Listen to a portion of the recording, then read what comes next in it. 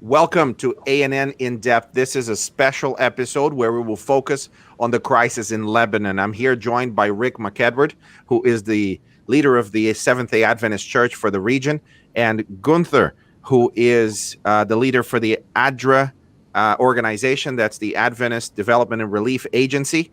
And we want to talk about Lebanon. You have heard, you have seen the horrific videos of the explosion that happened right there in Beirut. And I would like, Rick, you are there now, and I would like you to tell us how that experience was and what happened, perhaps the impact to the church. I know you have some pictures. Please go ahead. Well, first of all, I was sitting in my office just a little bit after what typically closing when the earth started shaking. And I thought it's an earthquake, and many of our people started rushing outside when the impact blast from the explosion caught up with the shaking, and all of the ceiling panels in my office that you see above me jumped about a foot and then settled back down. And we looked and nothing was shattered in our office, but very quickly we started receiving news about the impact on our churches, schools, community, homes. We didn't know at the time whether it was an air attack. We were not sure what was happening. So we were looking in the sky. Some people were running to bomb shelters that were used during the Lebanon Civil War many years ago. And we were looking up, and I ran home to see how my wife was doing. And we are in our home lost some windows.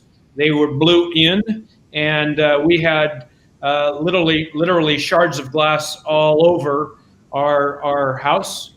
And the impact, though personal, is much greater on those that have been closer to the blast zone downtown, where many, and I will say with condolences to the country of Lebanon, many have lost their lives, many have been injured and lost their homes. And so in the process, we have been personally impacted, but much greater by the country and by the city of Beirut. And you go downtown Beirut right now, Sam, it is full of buildings that have no windows, where the offices have been blown through. It's the buildings that have had a lot of employees, large buildings that are completely blown through, and just behind them, many apartment buildings nearby. Günther and I have visited several of the residential communities where many people have lost their homes. We have some pictures of this. Can we have them up, please, on the screen? Where is this, Rick? This is at our Bushria Seventh-day Adventist school. Both the school and the church next door to each other are about a kilometer from our union office, where I'm sitting right now, and not far from our homes. And the windows in the church and school were blown through. And actually, you can see in one of the other pictures how the church fared. And I don't know if this is actually in the downtown sector. This is the Corporation of Electric Board for the Nation of Lebanon. And you can just see all the dangling buildings and air conditioning units. Everything in that building has been blown through. And many other buildings like it. Yeah.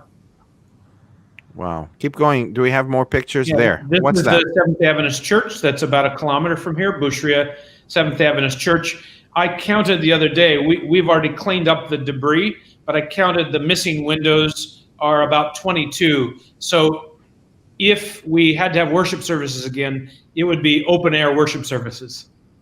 If you're joining in this broadcast and you're wondering what these pictures are about, this is from Beirut in Lebanon. You probably have seen the images of the explosion that happened there not too long ago. I'm joined by Rick McEdward, who is the leader of the Adventist Church for the region, and Günther, who is the leader of Adra, the Adventist Development and Relief Agency.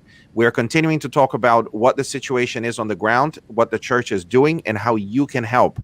In fact, if you're listening to this and you would like to make a difference to the people of Lebanon, you have the option of giving.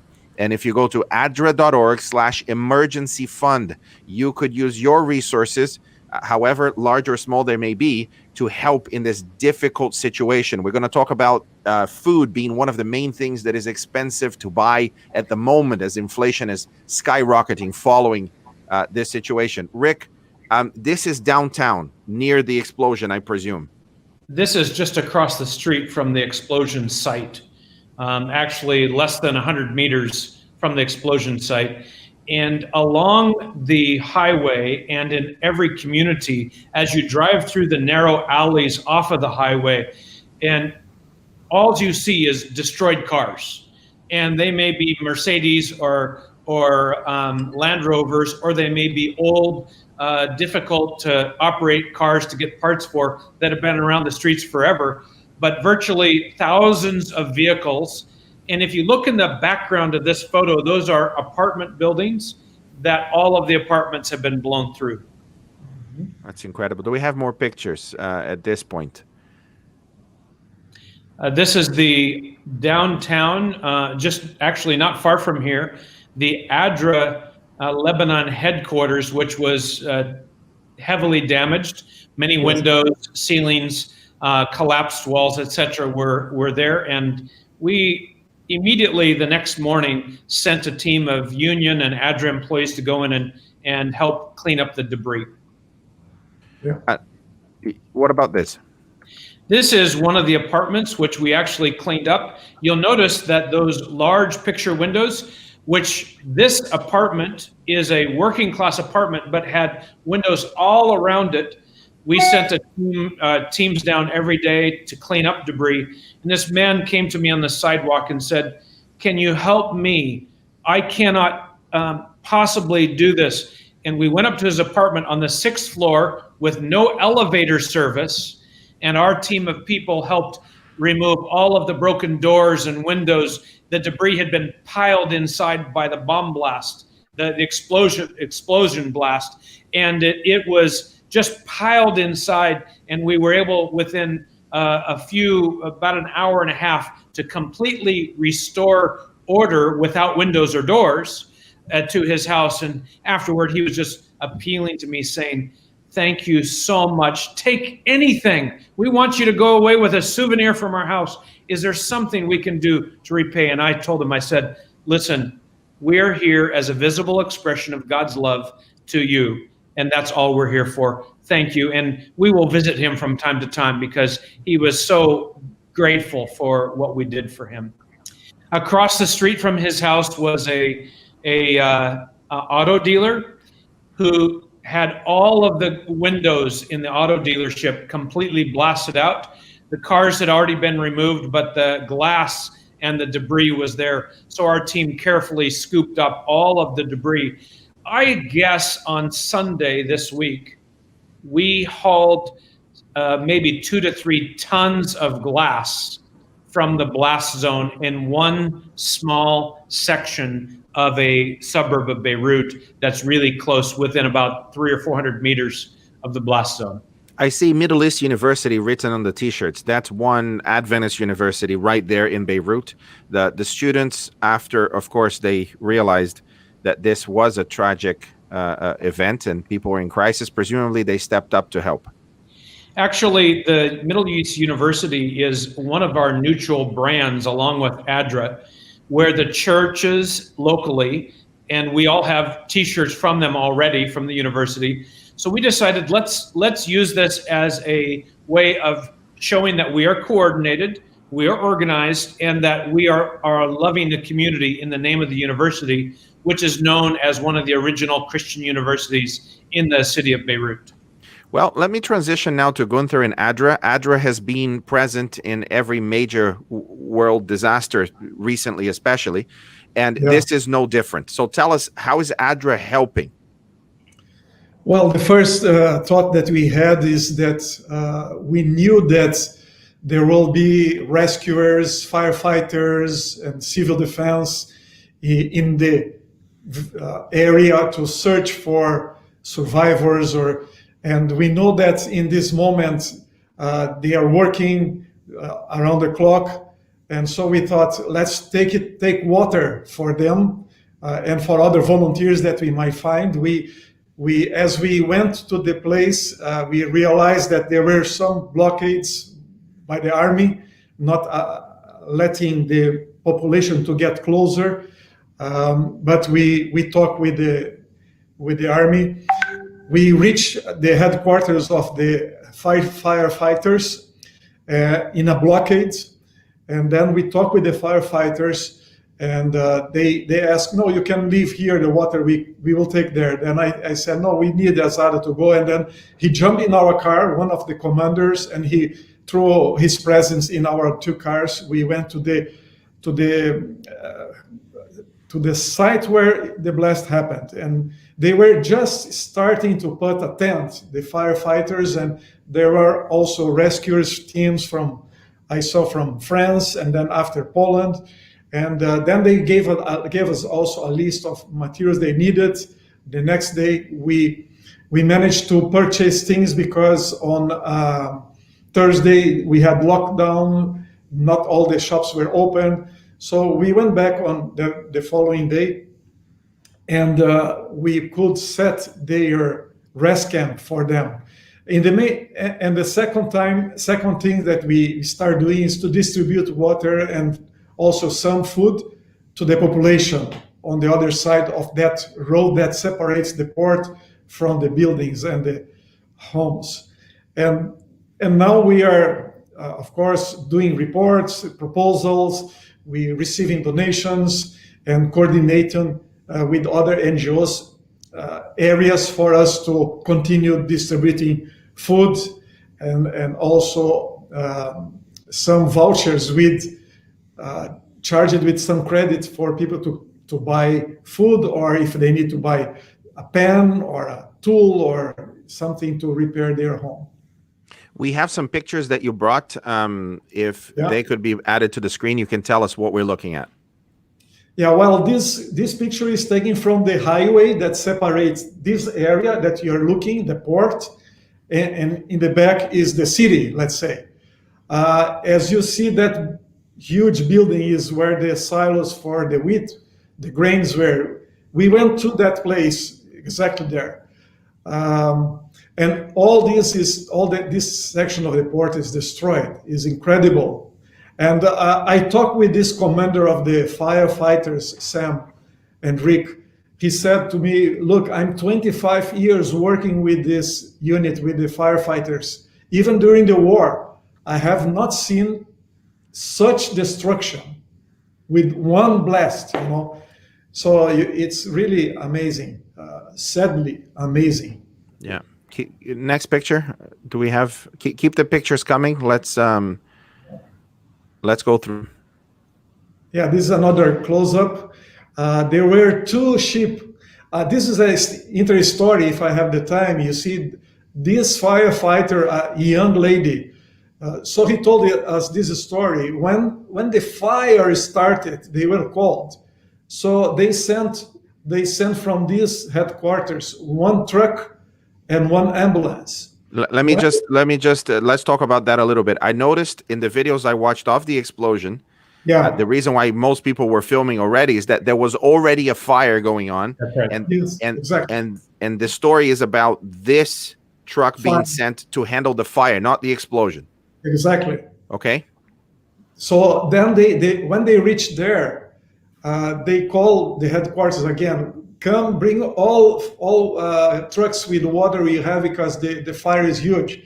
So the commander told me. Then they called everyone and they came down to the ground level. And when they were in the ground level, the blast happened. So if they were on the rest place on the top, I took pictures. All their headquarters is destroyed as well. So there will be casualties. But incredible. He told us, sadly, he told me that first unit, that when they went there, they could not find either the truck, neither the ambulance. Only 3-4 days after, they found the lady, of course, the corpse of the lady. So those first 5 firefighters, because they call the others, they save the others. It's a very touching story. It is amazing that the firefighters and ambulance workers and police officers from all around the world, they head toward danger. And maybe you are watching this from home and you're wondering how you could help. It is very simple. If you go to adra.org/, you'll see the thing on your screen, the link on your screen, adra.org/emergency fund. You could have a direct impact in helping to alleviate the suffering that is going on in Lebanon. We're going to talk about the government has recently resigned. There is a lot of issues going on that have come from before, but especially from the blast, and we need your help. So adra.org/emergency fund. Günther, keep going with the pictures. What's the next one? Well, you see other pictures from the town, lots of destruction. I think that you see even many people have lost their jobs. They cannot go to their jobs. And here's the camp from the firefighters. You see my colleague there standing with a glass of bottle. They were very happy with what Adra did for them because they are working around the clock. They didn't have a place to rest because even their equipment, their material was destroyed in the blast. And you see downtown Beirut is a very beautiful section with these shops, famous brand shops. They were also all destroyed.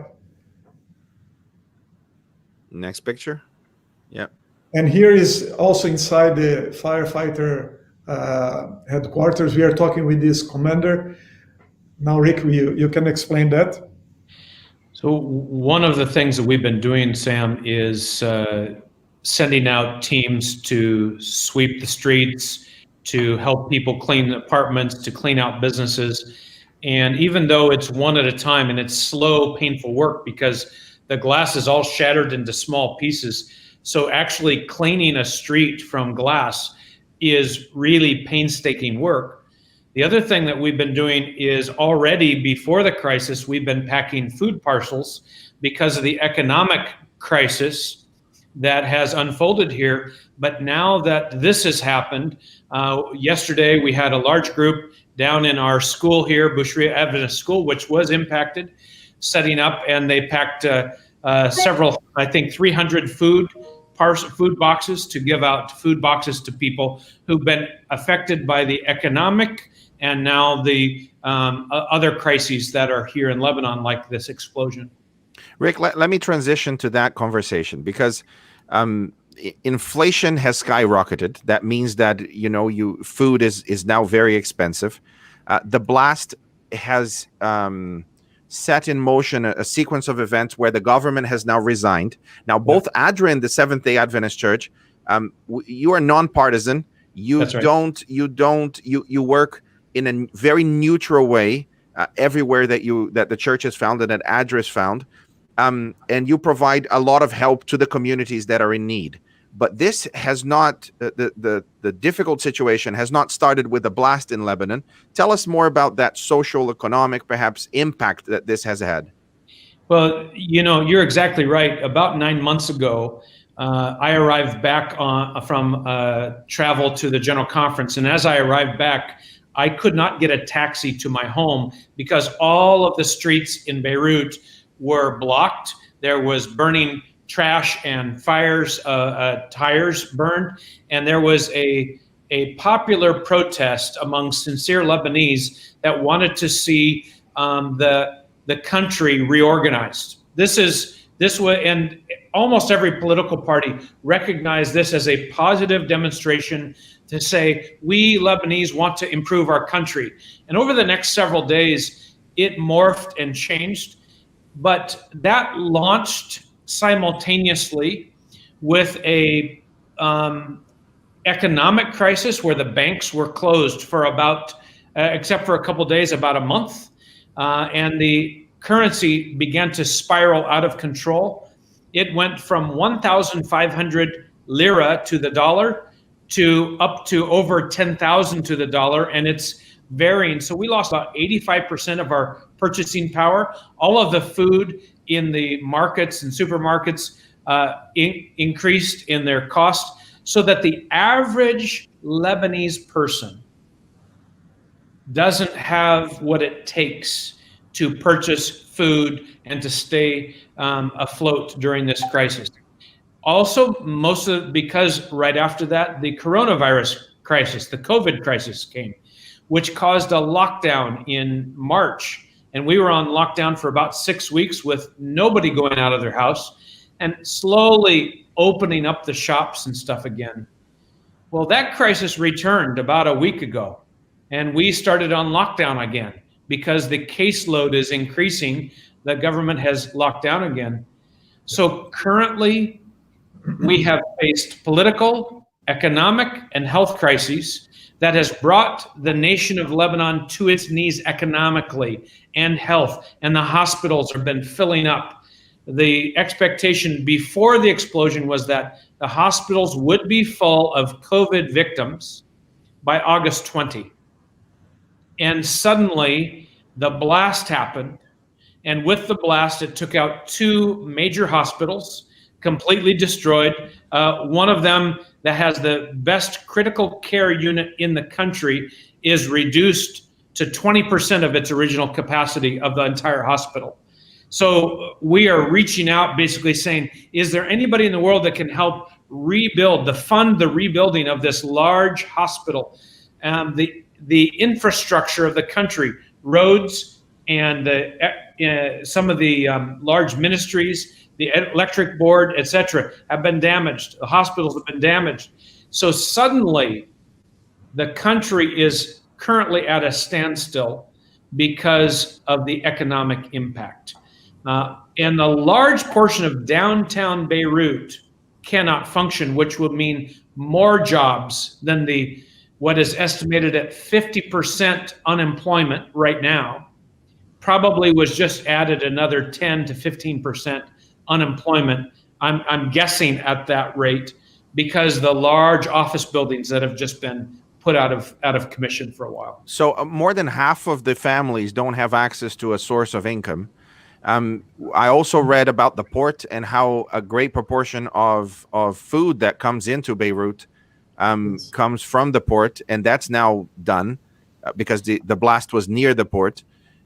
So that's adding a layer of complexity that is beyond most people's capacity to handle.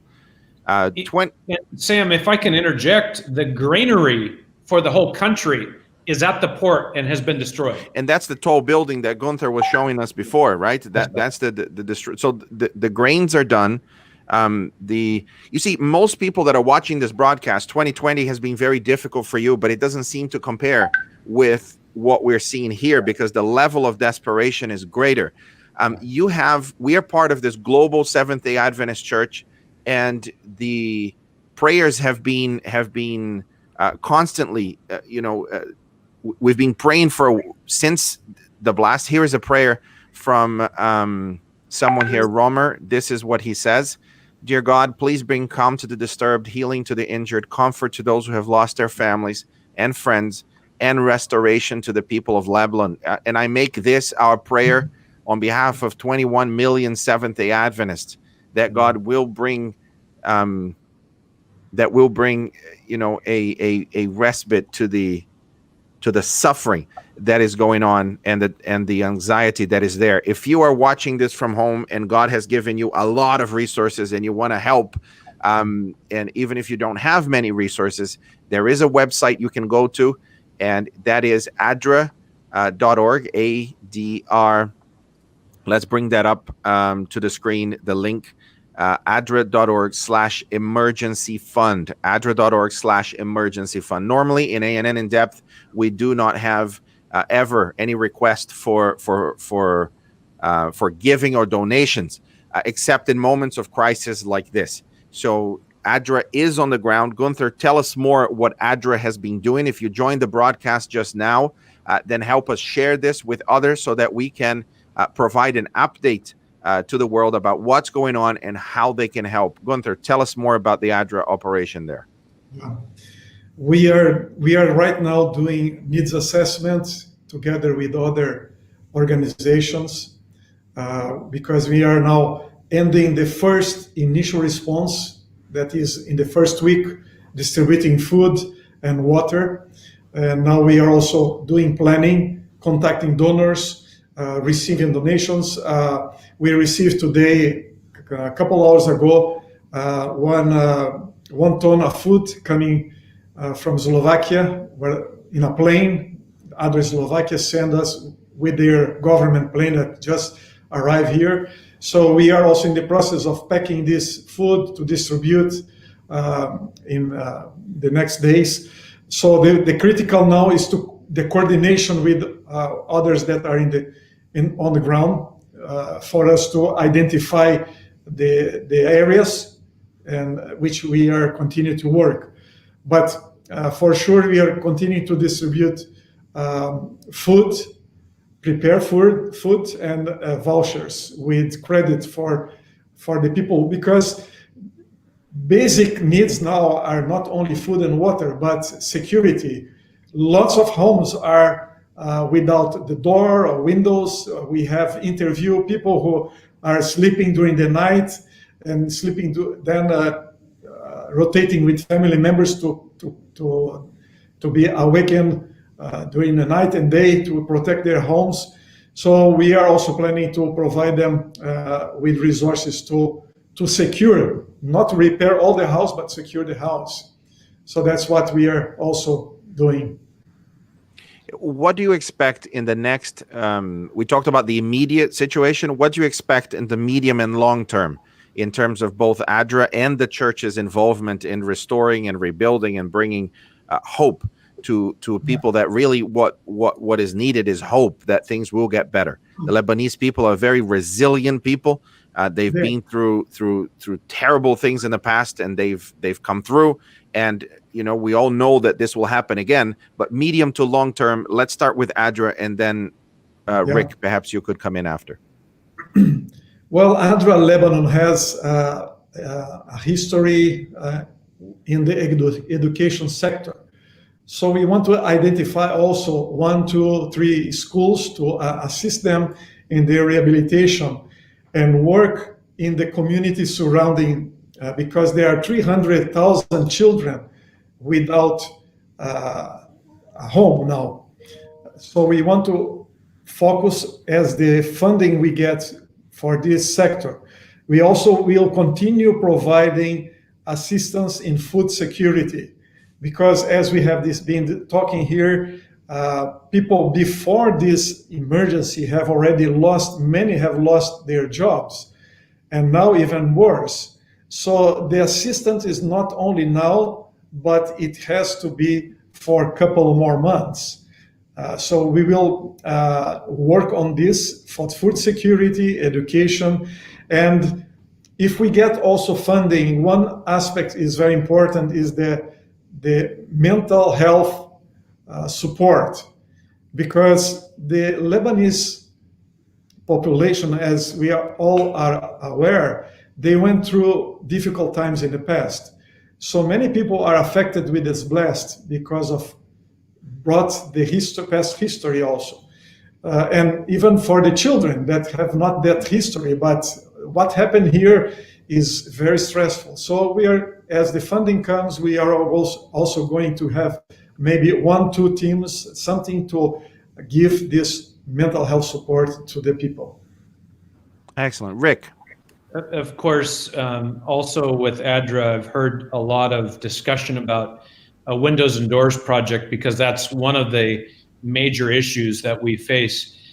As for the church, our first thing was to look and see what we had lost, and we immediately cleaned up. We're waiting for church and church members for things to be able to be fixed. While we're waiting, we are addressing the community from the church side and saying, we want to be a positive influence. So we're doing the food parcels, we're doing cleaning up and helping people. If we get a chance from the church side, we will help renovate a couple of apartments if we get a chance to do that, to address people's real life, to bring some structure and stability back. but we have to also balance that with the repairs that are needed for our churches and schools, etc. But we have really focused right now on just sending our volunteers, our students at the university, our pastors, our church members, our union staff, to go down and say, let's be a blessing, and to go by one through the community saying, do you need help? What can we do to assist you?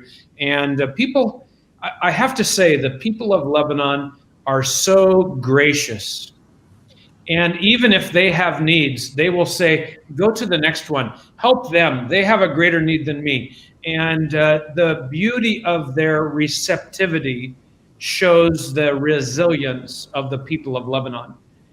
And I do want to say, Sam, that from all around the world, we have been receiving messages, emails, Facebook messages, posting, saying we're praying for you, we're encouraging you, and how can we be involved? How can we help?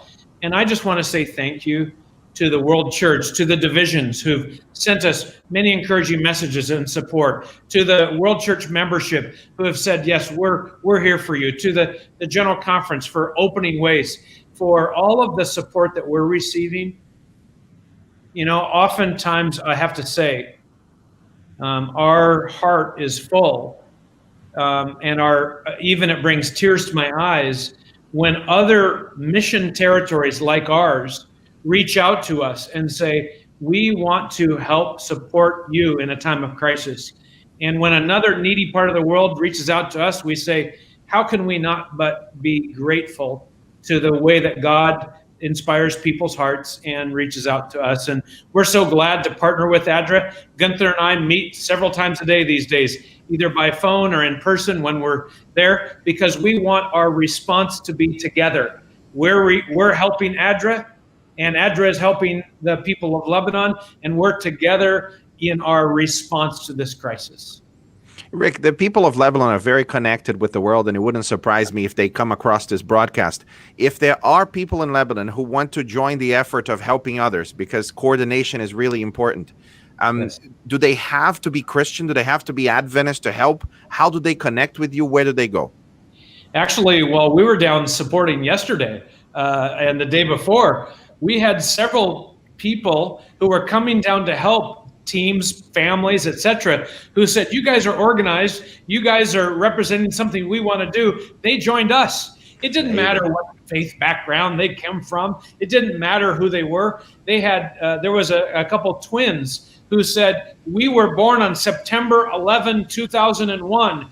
We want to support the efforts, and we want to join with you guys, because you guys have America somehow attached to your university. Well, not particularly, but some of us were Americans. So they joined forces with us.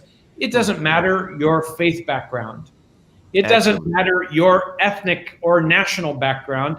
All of us are here working together. In fact, we were working side by side with a team from Nigeria, and they had flown in on their own. And I asked them, where are you from? Are some of you Adventists? They said, we're Christians and we're Muslims and we're working together. And that's the same spirit that we are working with in Adra and the church. We're here to help the people of Lebanon come back from this. And the people of Lebanon are helping themselves. They have dignity and honor, and they are pulling together and pulling up their bootstraps. And we're here to help and assist them. So if there's anybody who wants to find a way, contacting Adra International is a good way. Contacting Adra Lebanon is an excellent way, because we can connect you live. Contacting Middle East University or Middle East University Seventh-day Adventist Church. These are ways that people can connect with us. And we're all on Facebook, we're all on the web. People can find a way, and they can find a way to connect with us. Come up to our campus. We'll show you where our teams launch from every single day. Wonderful. Günther. Yeah, I will say the same. The needs are huge, as everybody can see on television. If you want to help Adra, to help the people, the easiest way is just to go to our webpage and make your donation. we will make sure that we will transform your donation in a meal or a window or a door, something we will provide to the people who are desperately in need. So I think now is the time that we need to share the comfort that we are experiencing elsewhere outside Lebanon to help the people here. Okay, thank you very much for anything that you can do for the people here. Excellent. Let's bring back the pictures again, from the pictures that Rick showed at first, and then we go back to Günther's images. And if you joined our broadcast, this is ANN in Depth. We're talking about Lebanon. We're talking about the blast, the explosion that the people of Beirut suffered a few days ago. And these are some images directly from Beirut. Both Rick, he is the leader of the Adventist Church for the region, and Günther is the leader of Adra for the region, Adventist Development and Relief Agency. You see the office blocks have been destroyed. Rick, let's go back to the office block. Why does it matter? Remind us again why it matters that the offices are all destroyed, because they're just buildings, right? But they represent something, especially employment. Tell us more about the impact of the destroyed offices. Already before the crisis, about 60% of the population have been considered under the level of poverty due to the recent economic crisis.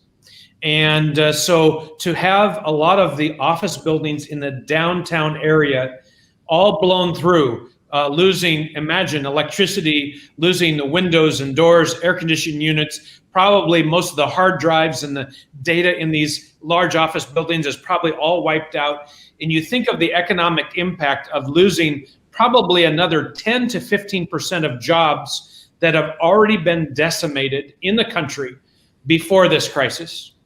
And now all these people left with no office to call, to go into work every day. And literally, some people are wandering the streets in emotional shock. I wouldn't say that that's a common sight because everybody's busy trying to do things, but there are some people who are such in shock that going to work would be impossible for them right now. But these offices represent people's livelihoods. And that's what we have to remember. Next picture, please. This is the local church. That's about a 1 kilometer from our union office. And they lost about 22 of the windows that are there. We have been on lockdown. And this Sabbath, after this, was our first week to be back on lockdown. So we would not have been able to meet. But in a few weeks, when lockdown opens up again, we hope that we can repair the windows and be back in a closed environment. Our lovely piano was the lid of it was destroyed. The pastor's office, the window imploded on it. Some of the furniture and pews were also very, very damaged during this crisis. Yeah. And how far is this from the blast? This is about 4 kilometers from the blast site. That's what, and 3 miles? 2.5 miles from the blast site. Also had many windows around the university complex, dormitory windows. The theology room had a classroom, had all of its windows blown in, and a large pane of glass that was maybe 2.5 centimeters thick, entirely crumbled from the pressure of the blast. What about the ear? Did people lose hearing? Because that was asked in the chat. I had not thought about it. If it's blowing these windows out, surely the eardrum was also affected. You know, I'm old, so my ears are already ringing, but I have heard several people say very specifically that after the blast that their equilibrium and their hearing was affected. And even I heard one say that the pressure on their eyes somehow made it hard to see for a little while. But I heard many, many complaints about hearing, yes. Yeah. Günther, tell me about this picture. Well, yes. Today, the Slovak Republic sent this airplane from the government to bring medicines and some equipment. And Adra Slovakia, we want to thank them. They sent to Adra Lebanon 1 ton of food for us to distribute to the population. Of course, it's not much, but they took the advantage of having a ride in this government plane as Adra, Slovakia, and we just collected this food today, and we are going to repack in parcels for the families. It was amazing. We received the news this morning at 1:15. We were there very quick. And this is just to show that we can receive also donation like that. And just to add one comment about the blast, if you see the map of Lebanon on the Mediterranean, you will see the Cyprus island, which we can reach in a plane like that in 35 minutes. The blast was heard in Cyprus. Can you imagine how many kilometers? I don't know now by heart, but it was huge. I think it's about 200 kilometers away, something like that. Mm-hmm. Wow. Rick, you are the leader of the Adventist Church in this region. We have 21 million Adventists worldwide. This is 162,000 congregations, and there are we in order to help coordinate this mission of the Adventist Church, we have 13 divisions and some other territories. And you've received some notes from those divisions of support and so on. Tell us how that support has been. You know, our world church family, I have to say, it hangs together in times of crisis. Though 21 million, you can't say it's a family, but we are a family. And the first message I received was from Trans-European Division in Europe, Rafat Kamal, who is Lebanese. He was born here. He grew up here. Recently, his parents passed, not related to this crisis. But he very quickly started giving us ideas and recruiting the Adra network of Europe to respond to the crisis here. We've received beautiful love messages and support, even financial support from South America Division, from Inter-America Division, and all those areas of the world. We have, of course, families in various parts of the world who have reached out to us and said, we want to help, from Europe, some from North America, etc., that have said, we want to help. How can we be a support? And I have to tell you, we are a union, not a division, and we received a beautiful message from China Union saying we want we're praying for you and we want to help support the response that's going on. And when you have these supports from various parts of the world, we just look at it and we say, how do we even come across the radar screen of people's interest? But we are touched and moved by the generosity, the love, the prayers. And I have to say that our fellow leaders around the world, they don't forget us. And we are in their hearts, and the people of Lebanon are in the hearts of the Seventh-day Adventist Church, World Church family. And here are some church members. This is, I believe, a pastor, Andre Wallace. He's saying, we'll be praying. We'll also try to see what contributions we can send from the district of churches. We have Trixie that is saying, I'm from Europe and I have prayed for Lebanon. I've sent a small amount to my local Adra. Every little bit helps. Then you have Oma that is also praying from Papua New Guinea. Wow. And Sylvia, who's praying where she from Alberta, Canada, will send you a donation and pray for Lebanon. I pray God may bless you and multiply the aid you receive. So we have a world church. There are multiple countries in all over the world that have already committed to praying and to helping. Now let's talk about Adra's effort again. This is not the first time that Adra has helped in a crisis. Tell us, what is Adra exactly, and what is your emphasis and how you help, not just in Lebanon, but globally? Yes, as our word acronym says, we are a humanitarian agency, Adra, and we work for development, Adra, Adventist development and relief. So we have these two major work to do. When there is no crisis, of course, we work on development, basically in health, in agriculture, in education. Here in MENA, in the countries we are working, basically we are working in relief. War in Yemen, the war in Syria, recently war in Sudan. We are present in these three countries. We have presence in Iraq. So Adra works doing lots of activities to alleviate the poverty of the communities, to strengthen the capacity of the communities to overtake, to change their situation, a poverty situation, by, for example, providing water for those communities that don't have water. They have to walk distances. We provide also opportunities for kids to be in a school. We do school feeding, or we support the schools building schools. We work in Africa, in Asia, in South America, in agriculture, even transforming poverty, poor land into production land. So we have several kind of activities.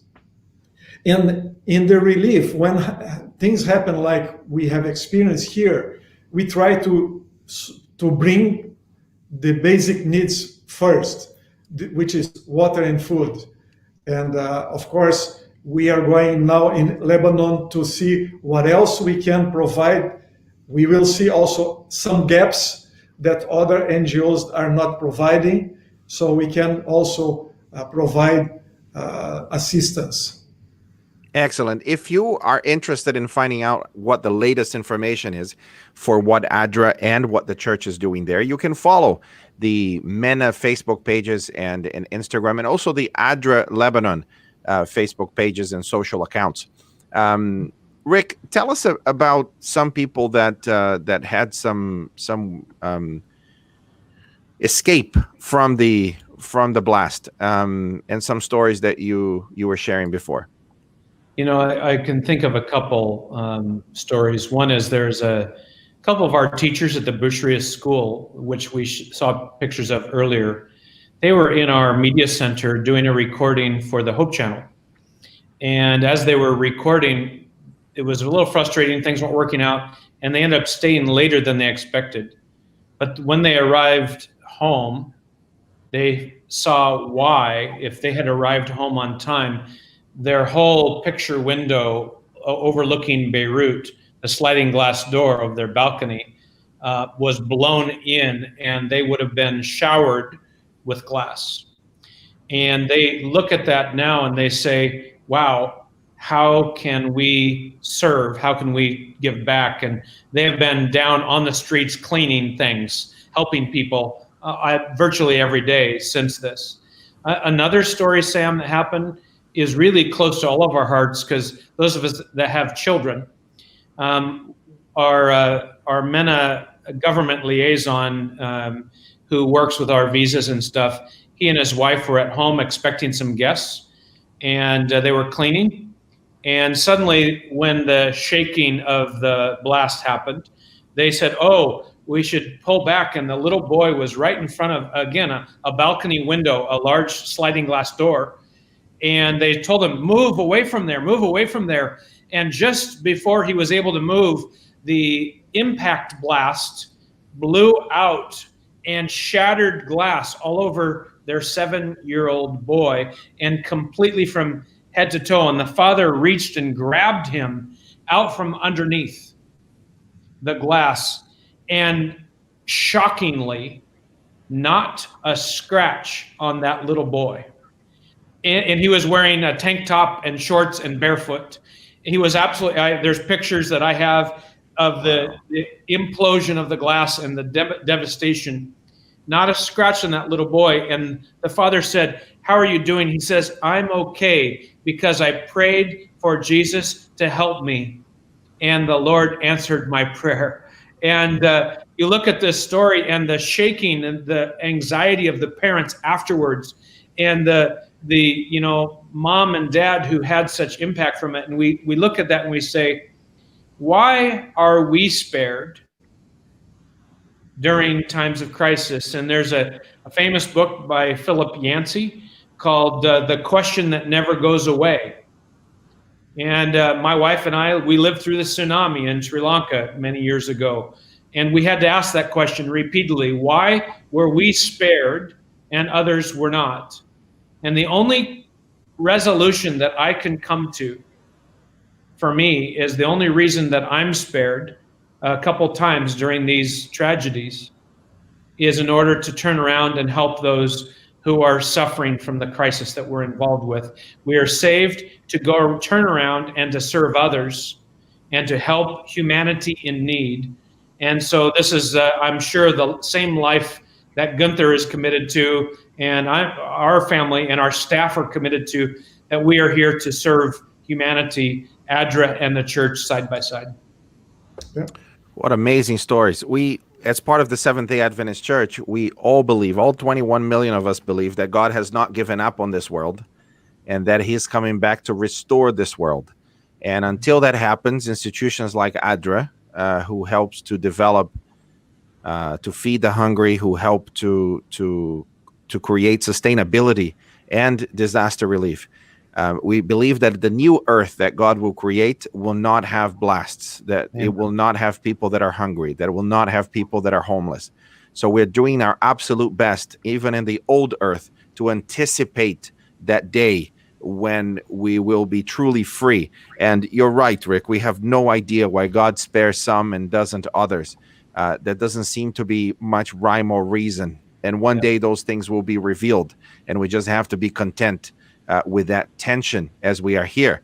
Günther, the last few words, you can talk directly with our viewers. Some are Seventh-day Adventists, others are not. Adra works, of course, with everybody from every creed, every ethnicity, and so on. What do you have to say directly to them? And please make the appeal again for people to give. Yeah. Well, Adra is a humanitarian agency. We are present in more than 100 countries where we serve anybody that is affected by a disaster like this, or we come to a community to develop their livelihoods. So if you want to also contribute to the well-being of the population here in Lebanon, which is suffering a lot after this blast, this explosion, you can, as you can see in your screen, you can send a donation.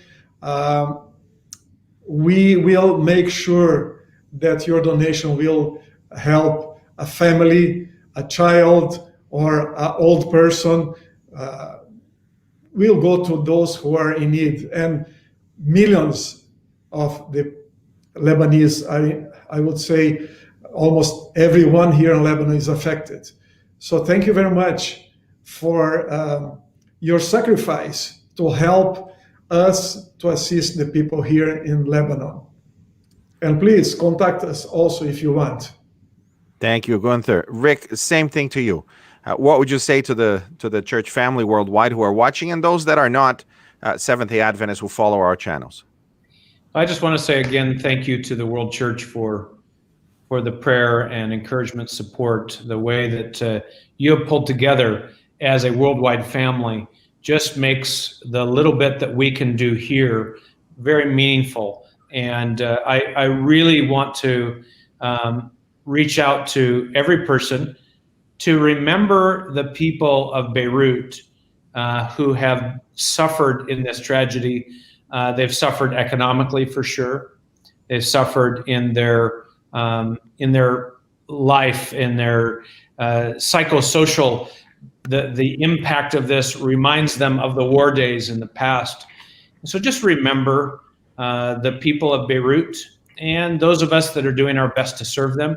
We want to do our very best, and we want to be faithful to your wishes to serve the people of Beirut in the way that would honor God and build up the people here. So thank you so much for all of your support, and especially the way that you're praying for us from around the world. Rick, Günther, thank you so much for joining us in ANN In Depth. It's been very enlightening to see how the church and Adra are working collaboratively to alleviate the suffering of the people of Lebanon at this difficult time. The worst has not passed. We continue to appeal to you that are at home to continue to pray for the people of Lebanon, that God will find a way to alleviate their suffering, their anxiety, and the many difficulties that they're facing. If you've been watching ANN In Depth for the last few weeks, we've covered many different topics. This is a very special episode with this update. Feel free to contact us on these pages. And if you have a prayer request of your own, then feel free to contact these pages as well and let us know of that, because we are here to support and to pray for each other. This has been ANN In Depth. Thank you very much for watching. Thank you, Sam. Thank you, everyone. Thank you so much.